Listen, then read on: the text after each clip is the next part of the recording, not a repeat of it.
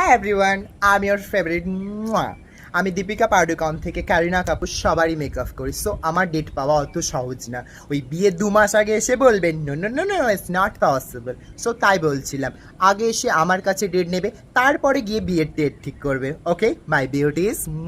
আরে এরকম ভাবে তুমি নড়ছো কেন? স্ট্রেট হয়ে বসো। আমি কি ফিজিওথেরাপি করাতে এসেছি যে তুমি ঘাড় কি এরকম এরকম নড়াচ্ছ? তারপরে এদিক ওদিকে লেগে যাবে, বলবে ভালো মেকআপ করতে পারেনি, সব দোষ মুয়ার। না না না না, আমি এটা শুনতে নারাজ। চোখ খুলবে না, একটু দাঁড়াও। শোনো, তোমার স্কিনটা না ঠিক হেলদি না, এই জন্যই মেকআপটা ভালোভাবে বসলো না, কেমন কেকি কেকি ফেটে ফেটে এসছে। সো আমি তোমাকে আগেই বলেছিলাম যে আমার কাছে একটা স্কিন কেয়ারের প্যাকেজ করে নিতে, তুমি করালে না। গরিবস পিপল। সে যাই হোক, এই যে স্কিনে যে তোমার মেকআপটা ঠিকভাবে বসলো না, it is not my fault, এটা তোমার স্কিনের ফল্ট, তোমার ফল্ট, তুমি করালে না। আমি কিন্তু সব প্রোডাক্ট ইন্টারন্যাশনালি ব্যবহার করি, স্পেশালি তারা আমার জন্যই তৈরি করে, বুঝেছো? আমার প্রোডাক্টে কোনো খারাপই নেই, সবটাই কিন্তু তোমার স্কিনের জন্য হয়েছে। এই শেডটা কিন্তু তোমার উপর ভালো লাগবে, শেড নাম্বার 121 আই চুজ। এক সেকেন্ড, তুমি মোয়া না আমি মোয়া? হ্যাঁ, মেকআপের এমটা বুঝে না আমাকে মেকআপ শেখাতে এসেছেন।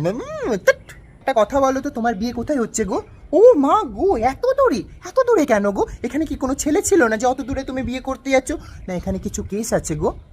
আরে উঠে চলে যাচ্ছ যে? আরে এখনো মেকআপটা বাকি আছে, আমি কিন্তু ফুল পেমেন্ট নিয়ে যাবো।